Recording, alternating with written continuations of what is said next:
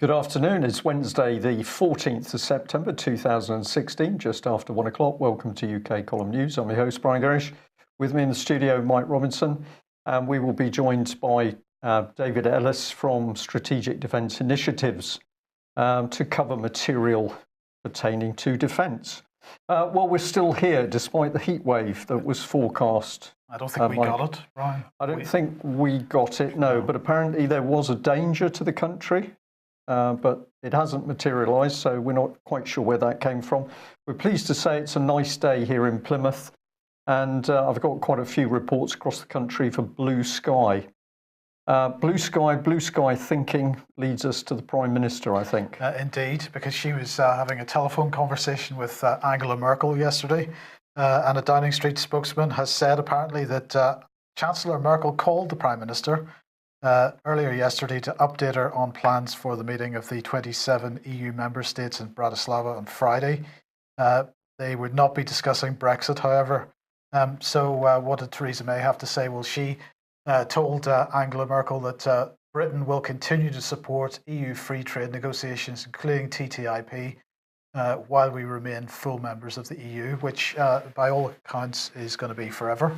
Yeah, so she's declaring it there. We are a full member of the European Union. She's obviously quite happy with that situation. So at the moment, the whole of the Brexit agenda is a puppet show. Yes.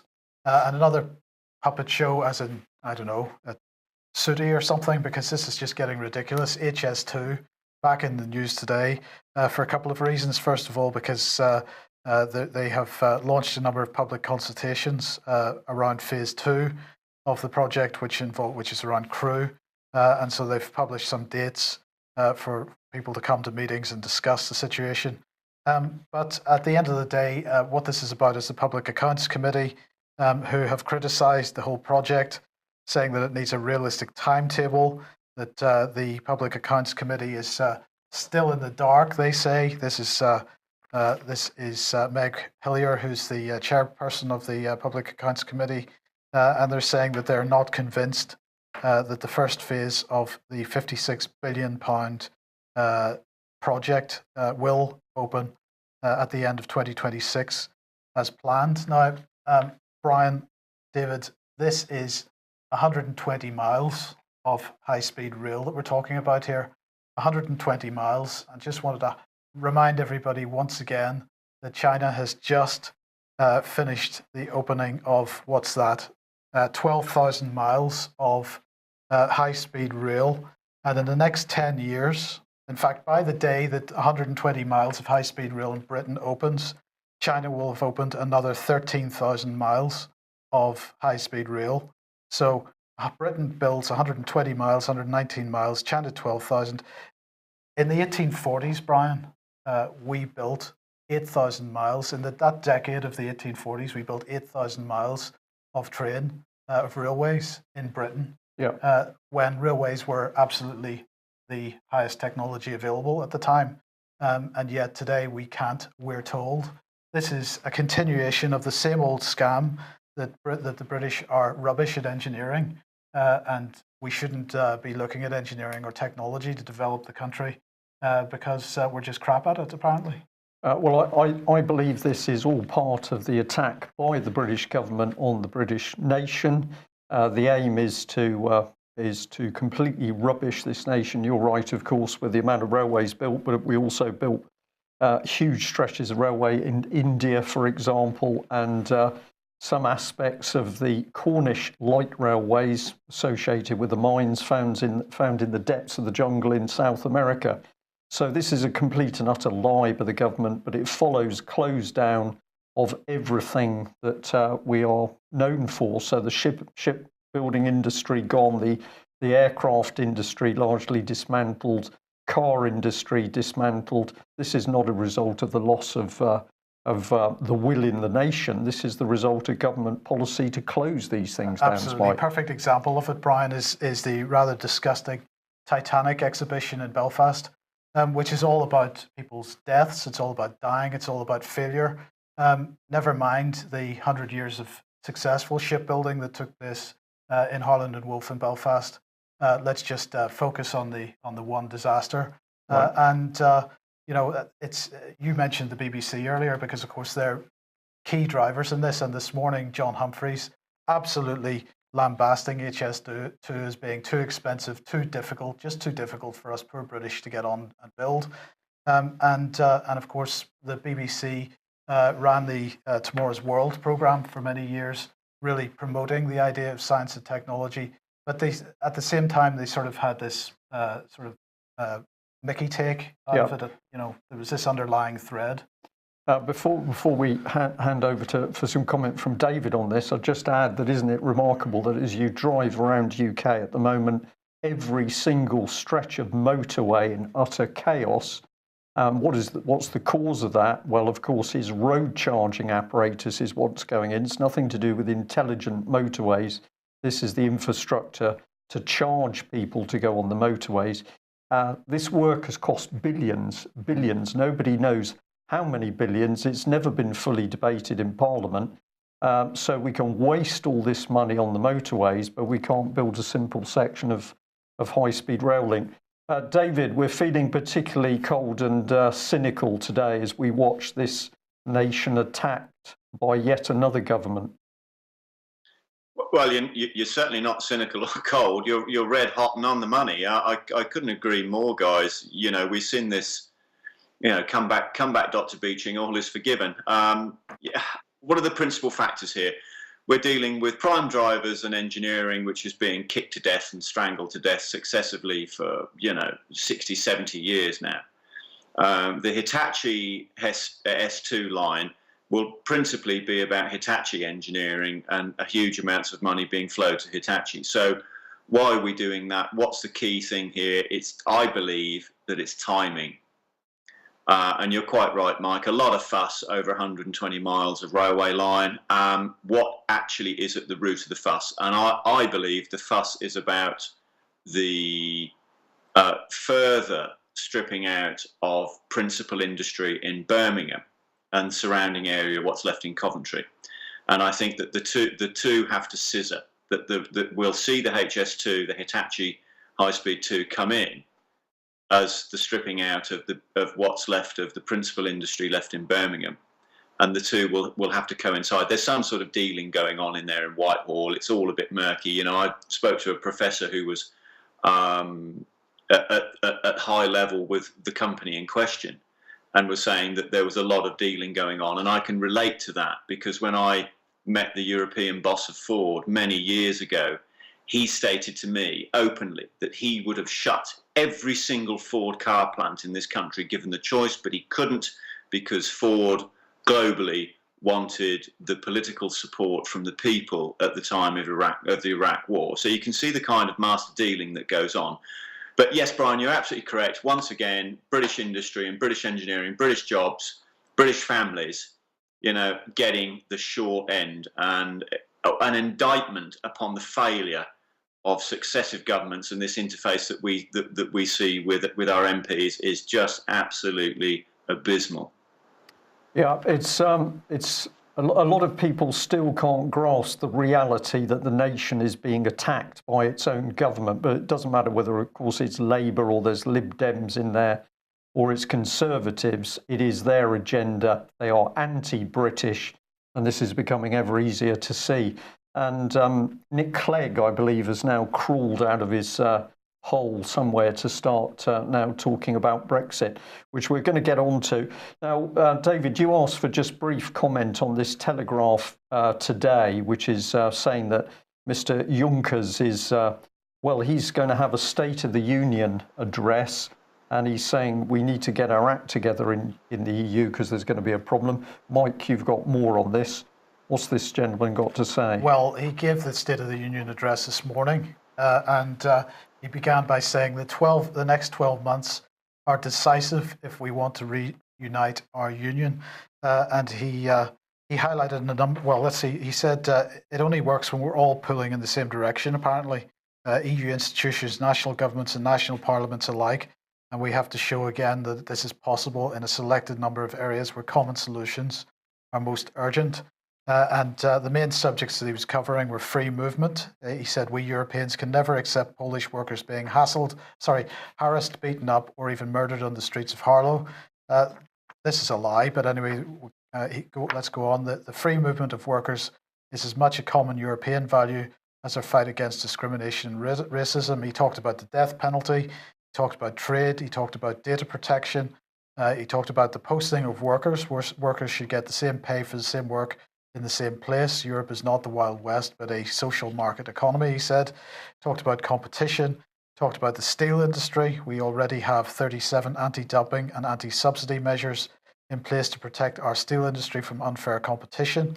And he talked about the agricultural sector, talked about copyright, connectivity, investment in jobs, solidarity, and migration, where he said, today we are launching an ambitious investment plan for Africa and the neighbourhood, which has the potential to raise 44 billion euros in investments. It can go up to 88 billion if member states pitch in. The new investment plan for Africa and the neighbourhood will offer lifelines for those who would otherwise be pushed to take the dangerous journeys in search of a better life. And of course, a key part of it was defence. And so let's see what he had to say there. He said, Europe needs to toughen up. Nowhere is this truer in our defence policy. And I have highlighted the words defence policy there because that's how it was in the original script. So he is highlighting certain key words out of this little spiel that he gave. He said, Europe can no longer afford to piggyback on the military might of others or let France alone defend its honour in Mali. He said, without a permanent structure, we cannot act effectively. It's time we had a single headquarters, again highlighted, for these operations. He said we should also move towards common military assets, in some cases owned by the EU, and of course in full complementarity, if that is a word, with NATO. And he said that is why we propose before the end of the year a European Defence Fund to turbo boost research and innovation. And of course, a European Defence Fund, David, this has got to be leading towards a European Treasury and a single European defence budget. You know, we're seeing that Juncker, once again in the State of the Nation today, is describing exactly the things that you've been warning about for 2 years. Absolutely, yeah. I mean, they're not quite using the exact in a sanctum sanctorum language because he's told everybody openly now. I mean, you know, gloves are off. We're going to do this. Now, the understanding that I'd had from numerous senior staff and the occasional political figure, with the exception of Lord Tebbit, who's got it absolutely bang to rights, was that the EU military union would facilitate instantaneously the EU Treasury. Once it has the Treasury, it can then proceed to its final objective of full political union just in facto. So it's a vital tactical objective of this thing that's called the EU to achieve. So the stalling point, which I understand from numerous admirals, was that they required political alignment or political agreement from our politicians, our interface down there in London, to get and move forward with agreeing to actually, yes, you can have it. Now, of course, this is somewhat double-edged because what Juncker is doing is he's basically going to sort of force it through and dictate. And the other point, of course, is that people keep saying that there were no plans. Utter lies. There's been plans for 70 years. It's just everybody's chosen to take a blind eye to it, or they've been inept. They were there for everyone to see. Now, the other thing, of course, that's key to this is we know for a fact that the EU's military command and control structure and systems has already been built. It's already in place. They have 4 command and control centres, Northwood adjacent to our Royal Navy, Paris, Potsdam in Germany, and there's one in Greece. So they can effect on prescribed protocols EU military union. So that's Air Force, Army, Navy, internal and external, in 12 hours flat. They literally go in, turn the lights on, activate the Faraday cages and the satellite phones, and they're off and running. So what we're going to see really is this is going to speed up. And it's going to speed up very, very quickly. Now he's basically made an announcement there that this is going to happen. It'll happen quite quickly. So it would be a reversion in effect. So we've seen a lot of press coverage over the last week about this from The Guardian and one or two others. I think there's been a bit in the Express. But principally the thing that interests me greatly about The Guardian was that they were saying that Germany were calling for it. Well, Germany hasn't called for it. France hasn't called for it. Britain hasn't called for it. The EU are calling for it. And what does the EU represent? The EU represents a conglomerate of master central banks, Bank of England, Bank of International Settlements, American, and it then facilitates this through the ECB, through down into the command chain, into the EU and the likes of Herr Juncker. He's a long way off from the actual nerve centre of this. He's just delivering it. So this is going to happen. May everybody wake up and realise this will be such a pivotal move for the United Kingdom and Her Majesty's Armed Forces and the industry and everything that goes with it. I cannot stress enough to everyone how important this is and how inept and complicit our MPs are. Well, just to give a clue as to when we might get a clue as to what the timescales are, one of the things that he also said was that the Lisbon Treaty enabled those member states who wish to pool their defence capabilities in the form of a permanent structured cooperation. I think the time to make use of this possibility is now, and I hope that our meeting at Bratislava on the 27th, in a few days from now, will be the first political step in that direction. So perhaps after that meeting, we'll get a fairly clear idea of where and how fast they intend to go ahead with this. Yeah, next week by the sound of it. Yeah. That quick. They've obviously hit the wall with the euro in order to facilitate keeping the euro propped up, as Lord Tebbit called it. They've got to go forward with this. It's just basically it's like the emperor's new clothes. Doesn't it look pretty? But no politicians are prepared to stand up and go, "You're all naked." Yeah. And we just remind people, I think it was last week, we actually showed the proposed agenda for that Bratislava meeting. It was either last week or the end of the week before. And of course, it was a blank sheet of paper with a large amount of eating, drinking and photographs. And I think it was 4 hours of supposed work was blank. But we now actually can see that it must have been rubber stamped before, and it's just going to be pushed through the meeting, Mike, the amount of subjects that you've reeled off. Absolutely. Right. Well, of course, whilst the EU has been building its military might, the objective of British governments has been to absolutely cut British military capability. And we've had some remarkable things going on in the background, but I just want to start off this trail with this. I tweeted out yesterday. Now, David, you actually alerted this to me, but we had former Admiral Lord Boyce asking a question, which was basically, he says, following the question of the noble Lord West, the minister's answer and the fact that the Americans are asserting their right to freedom of navigation in the areas under dispute, will the Royal Navy be supporting our allies in that endeavour? So here's Boyce talking about the Americans' dispute with the Chinese in the China Sea, and he says, well, shouldn't the Royal Navy be assisting the American endeavour? I just found this astonishing, David, because at the moment we've got massive problems, particularly in the Royal Navy. We've got no operational carriers. We've got huge problems in the nuclear submarine fleet. We can't recruit. We've got insufficient crews to run ships. In fact, they've tried sort of taking the crew off one ship and moving them across to man another ship. That was an utter disaster. We've got modern Type 45s that can't work in warm water. I don't know whether Admiral Boyce knows the temperature of the water in the China Sea, but it might be a tad too hot. And this man seems to think that Britain, with all the problems we've got with our defence at the moment, should poke a big stick in with China. Are these people on some sort of substance, David, or are they just living in their own reality in the In and Out Club in London, for example?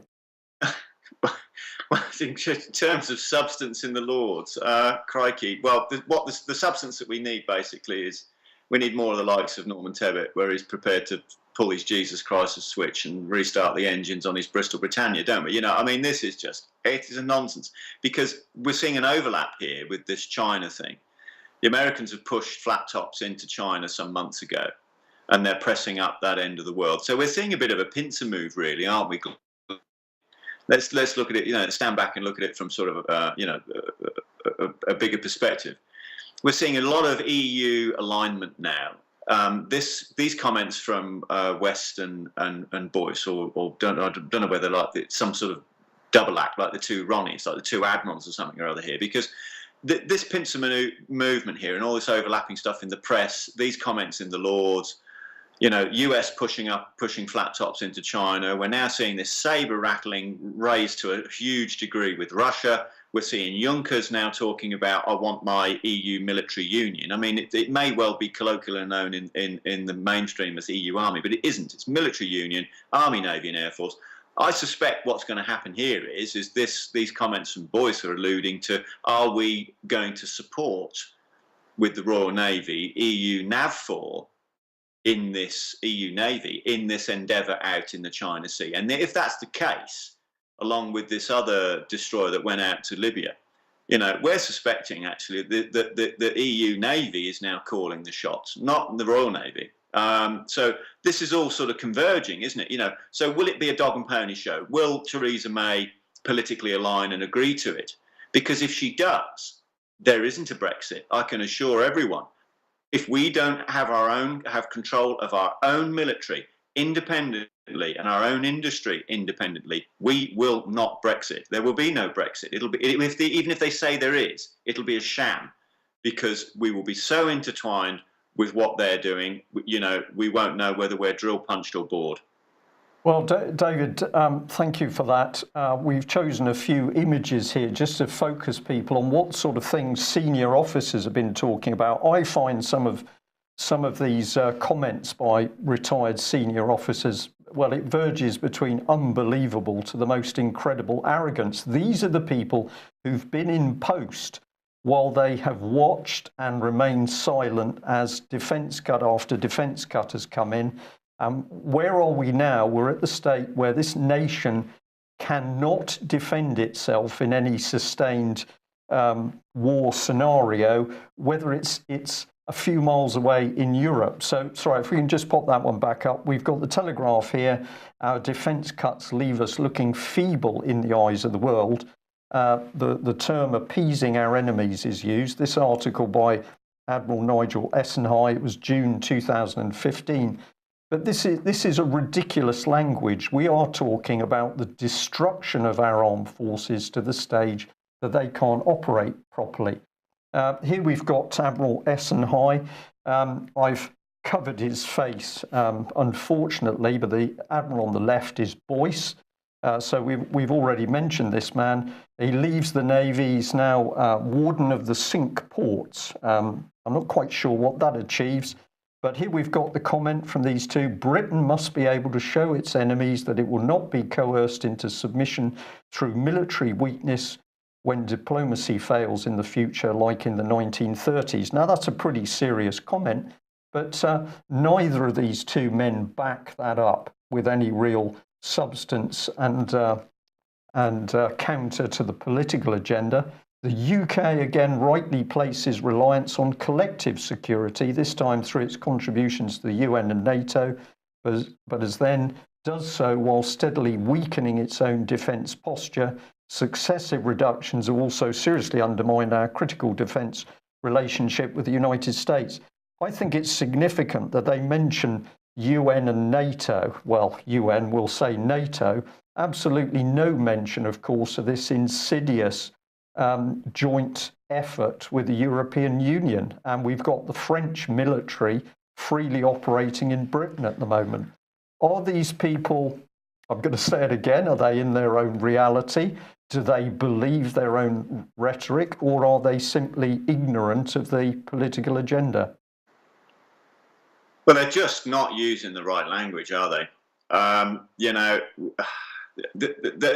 from my point of view, personally and privately, there are some that do, but they've got to take the gloves off and use plain speaking English in any of these editorials that they're putting out, and really get down to sort of brass tacks. You know, we've seen an unrealistic clinging on to NATO, despite the fact, by politicians as well as military staff, despite the fact that the EU are going to circumvent that clearly.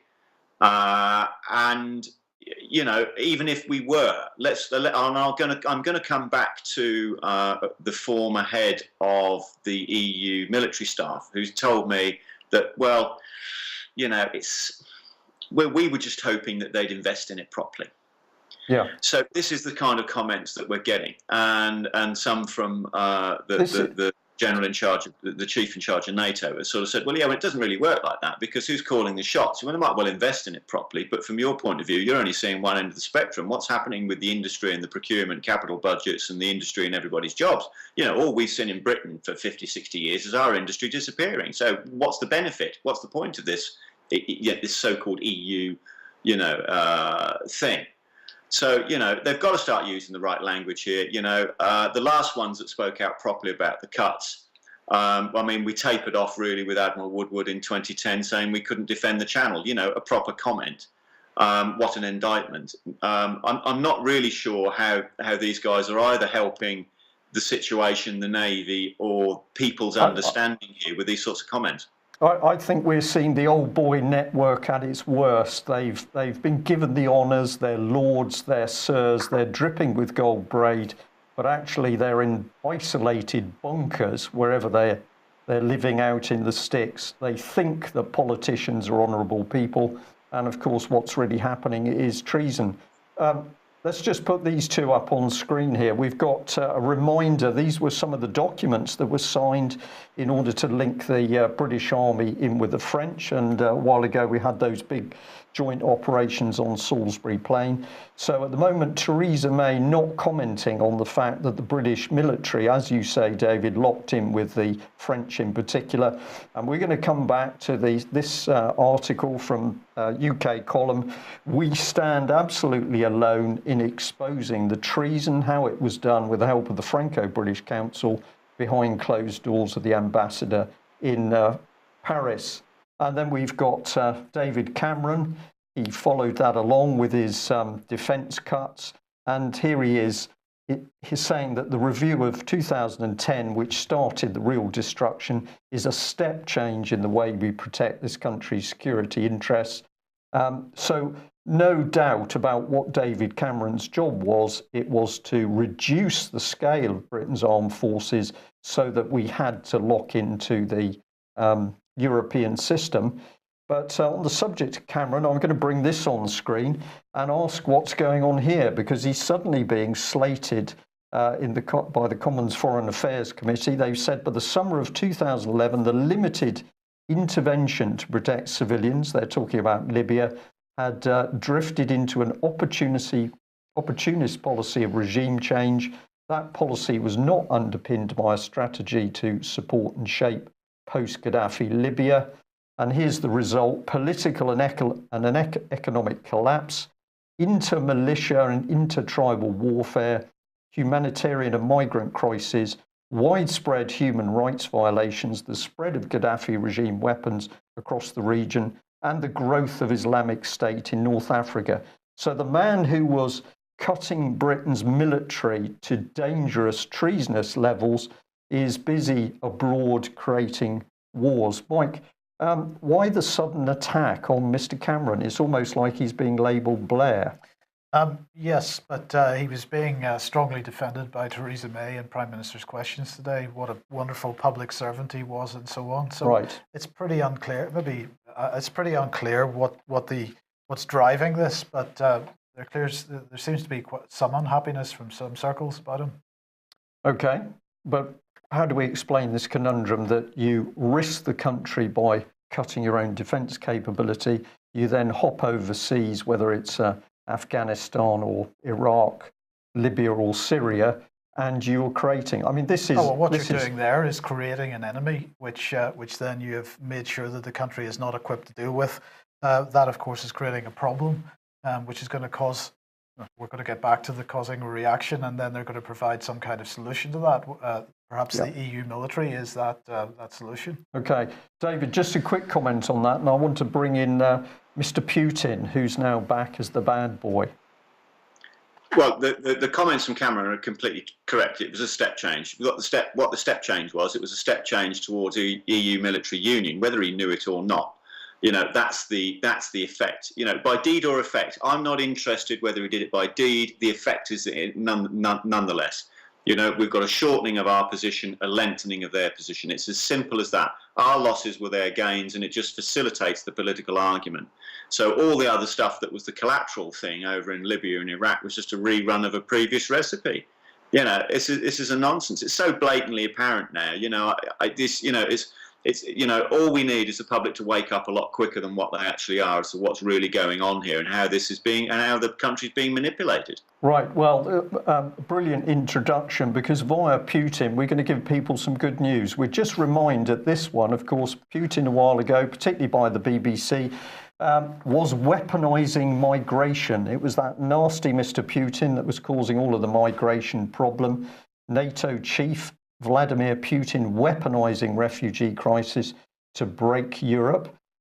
So although Putin at the time was stepping in to try and sort out what was happening in Syria, and was also pointing out the relationship between the US, UK and Saudis, he was the bad man. BBC failed to mention people like Bilderberger Peter Sutherland, who said that we should encourage the migration in order to break down the nation states.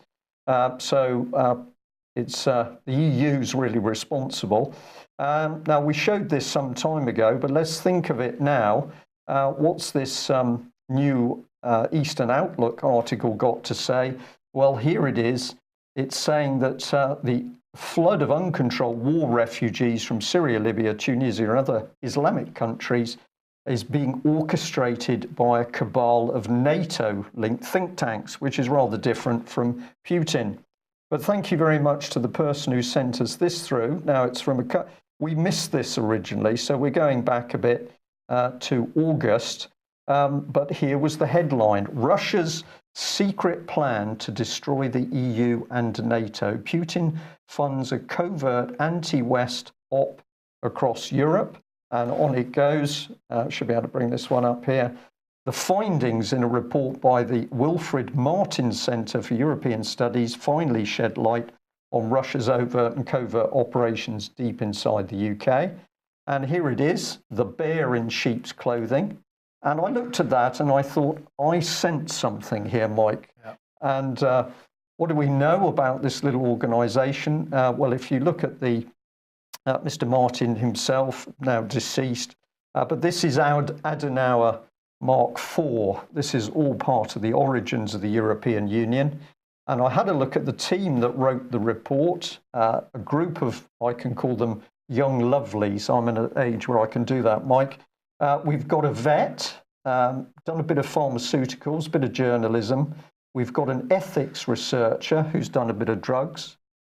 We've got a judge's assistant, but he's public affairs. And we've got a young lovely who's researcher of Russia and information warfare. So I took a quick look at her Twitter page and I found this little insert here, which is from Global Voices. And I thought that rings a bell. So I had a look at that and, oh dear, open society. Oh dear. So we seem to have this gentleman, George Soros, trying to blame President Putin for the whole of the George Soros operation. And what's my good news for our audience today? Well, this must tell us that Mr. Soros is getting very panicky, that the public can actually see through the scam of his non-government organizations with billions of dollars to destabilize our societies. It's pretty easy when you know where to look for it. Absolutely. Absolutely. Well, let's have a look at GCHQ, because, of course, they're in the mainstream press today all over the place, because they're, well, as he's being described, their cyber boss is planning to create the Great Firewall of Britain to rival the Great Firewall of China, if you believe what the media is saying.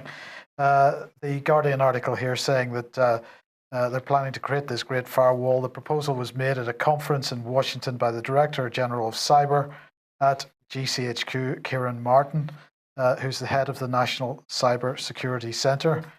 So what's that all about? Well, here we go. They've issued their prospectus introducing the National Cyber Security Centre.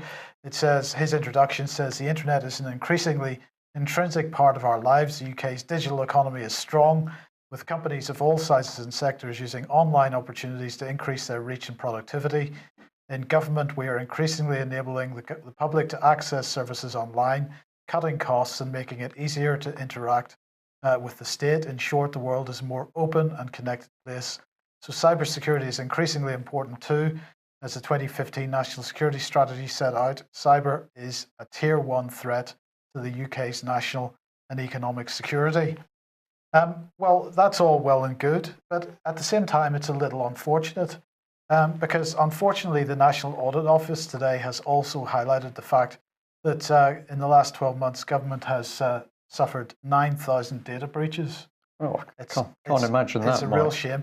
So reporting personal data breach, well, let's just see what they say here. They found that the Cabinet Office failed in its duty and ambition to coordinate and lead government departments' efforts to protect information. The Cabinet Office, quotes, tried to take a more strategic role in offering support and guidance to central government departments. However, senior level governance remains complex and unclear. Until recently, a wide array of central teams had been involved in information assurance and protecting information, sometimes offering overlapping and contradictory advice. And they said reporting personal data breaches is chaotic, with different mechanisms making departmental comparisons meaningless. In addition, the Cabinet Office does not have access to robust expenditure and benefits data from departments, in part because they do not always collect and share such data. The Cabinet Office has recently collected some data on security costs, though it believes that actual costs are several times the reported figure of £300 million. So everything in a bit of a mess with regard to data security, information security, which makes it all a little ironic that what GCHQ seems to be doing is setting themselves up to provide a commercial service to private companies, when GCHQ clearly can't provide such a service to government at the moment. Can't provide it to government, totally unaware of who's talking to who about drugs or children or organised crime overseas. But apparently they're now going to protect us from baddies on the internet. But I do believe we can opt out of this system coming, Mike. Well, possibly not, because this is an interesting aspect of this, because this isn't a firewall in the Chinese sense of all internet traffic going through a set of routers that gets filtered. What they're talking about is DNS filtering, which is a domain name system. This is the system that converts names like ukcolumn.org, for example, to IP addresses of physical machines that are on the internet. And of course, this is one of the real weaknesses on the internet because it's a major potential point of attack. And if what GCHQ is proposing is to filter the DNS system, well, perhaps websites that they don't particularly like might just fall off the internet, at least in the sense that people won't be able to find them, like us, maybe. Indeed, but if we don't like the system, we can opt out, and presumably we get a big black spot in the GCHQ board that you're a dissenter because you don't want to join in with our system. But remember, GCHQ shares part of the 2 billion security budget, but they didn't know anything about Mr. Vaz's activities. They didn't know anything about his chauffeur's activities. They don't know anything about the drugs in Westminster. They don't know anything about the money going into Libya. I think we could close them down and we'd be a lot safer, probably. What we need is the rule of law restored. So we'll just remind people, Glastonbury, Thursday, tomorrow. The 15th of September, tomorrow, 7:30 in the evening, a talk on reasserting the rule of law. And we believe this is a very, very important subject. In fact, the most important subject. We're now living in Britain in 2016, which is out of control. There is no proper system of law, and it's going to take the wider public to reassert that rule of law.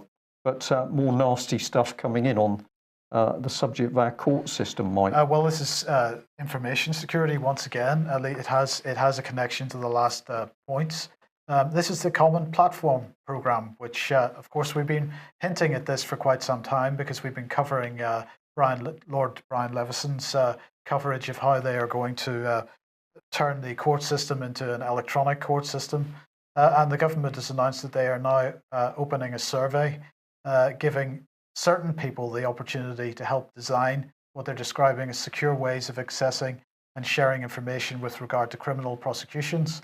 The design work is key to the Common Platform Programme, and that's being delivered by the HM Courts and Tribunals Service and the Crown Prosecution Service, which is going to help practitioners access information digitally. So no more big court bundles. Instead of huge big files of documents, you're just going to carry about an iPad or something. It seems to be what they're heading towards. They say that for this to be valuable and representative, the programme would like as many practitioners as possible to take part in the survey. So the public don't count. This is representative democracy. This is participatory democracy, not representative democracy. So only certain people get to participate. Well, let's have a look at what they were saying about the Common Platform Programme. This is Loveday Ryder, who is the director of the programme. She said that the vision of the Common Platform is one of business transformation. And her colleague, Paul Whitaker, who's the Common Platform lead for business change, said that the aim is to put in place a shared business process. And then she went on to say it's a very exciting set of business changes that hopefully will change the criminal justice system, a once-in-a-generation opportunity. So what we're seeing is the digitisation of the court system. It's a once-in-a-generation opportunity, but it's all about business change, because courts are no longer, if they ever were, about justice or providing answers to conflict. It's about business and making money. And profits. And profit. David, what do you pick up from that or from this initiative? I don't like the sound of any of it. I don't like the sound of any of it at all. You know, when you overlap that with GCHQ, basically want to internally sift and censor what people are looking at. You know, we've got to sort of say two things. You know, come back, Gordon Welshman, all is forgiven. And I just, you know, looking at all of our principal problems in this country, you know, having this once in a lifetime, you know, opportunity to do this in the courts, you know, this isn't the way forward. This is retrograde. Don't agree with it at all.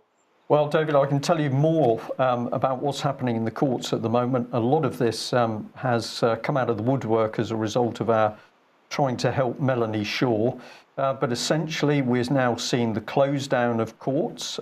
We're seeing the fact that the public are denied access to courts instead of courts being open so the public can come in, sit down and see justice. No, we don't want the public in. So members of the public are finding that when they try and attend court cases, they're being asked why they are there. They are being asked to identify themselves. And in many cases, they're being told, no, you can't come into our secure court building. But even the court staff themselves are now reporting that they are working in increased chaos as cases are being moved around the country as courts are closed. And they are totally unsure as to how the system is supposed to work. So how does this impact on people?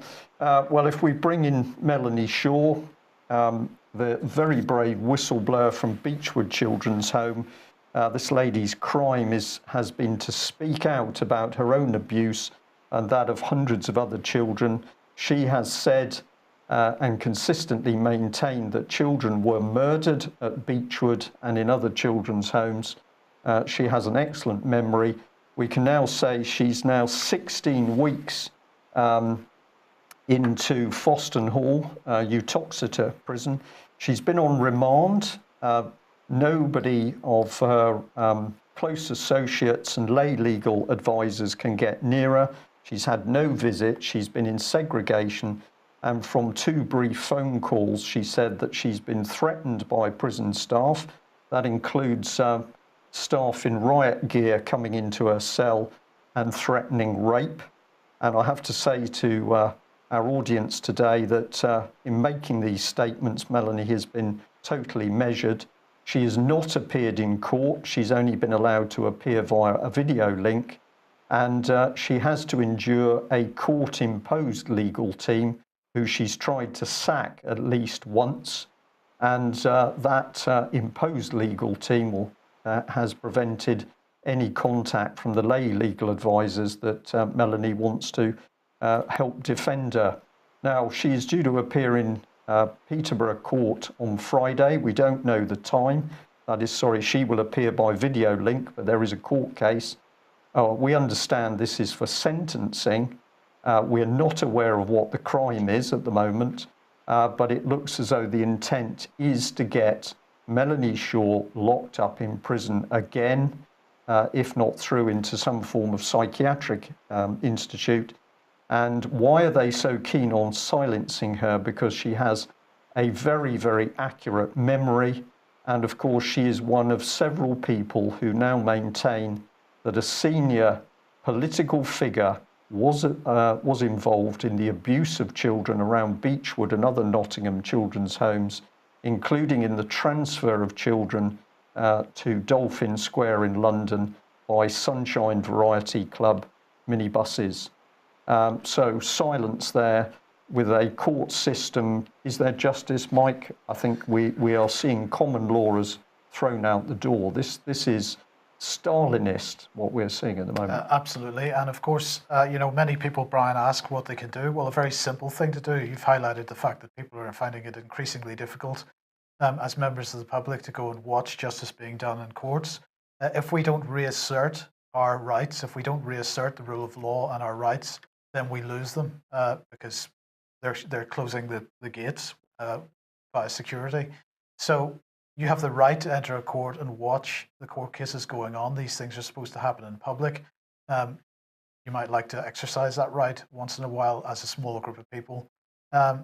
Going to your local court, going to your local council chamber, going to whatever other event which is supposed to take place in public, and just being there to watch it happen and see the effect that has. And the other thing I'm going to say is important that we focus on the reality. The reality is that we're now living in a lawless country. We have criminals and sexual perverts in Westminster. They are the ones making this policy that we're describing in the news today. It's up to us to get amongst it and to expose it. It is not enough to be sat at home sending emails about Brexit or any other single topic. We are dealing with a complete breakdown of law and order in UK. David, just a couple of closing remarks, if you'd like. Yeah, two things. Where Crispin Blunt has popped up, having a good pop at Cameron here. Maybe there's an idea that they're going to bury some of this stuff with him going. But it's rather ironic, really, because Crispin Blunt has completely avoided an open offer for a full briefing from us on EU military union. So frankly, for a Brexiteer and all the things that he's talking about, it doesn't really make any sense that he wouldn't at least want to know what was what on that subject. So does he already know about it? And if so, what does he know and why isn't he speaking about it? Secondly, I've got two antique naval maps up here behind me in a bit of a closed loop thing with Theresa May.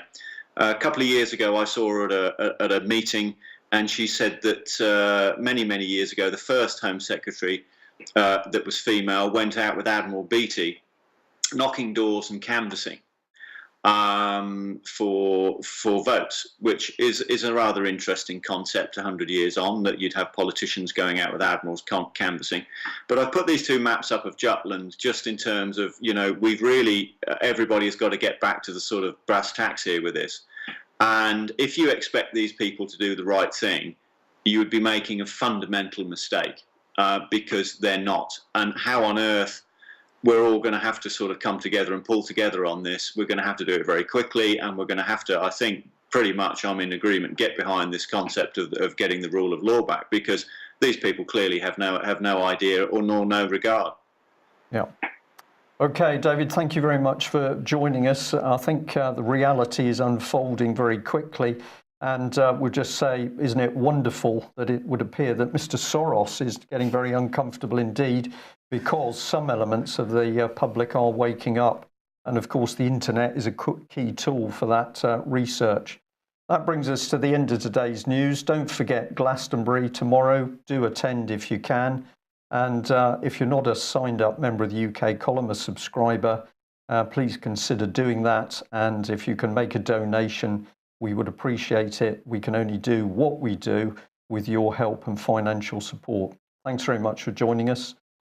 Mike will be back tomorrow, and I will be back on Friday. Thank you for joining us. Bye-bye.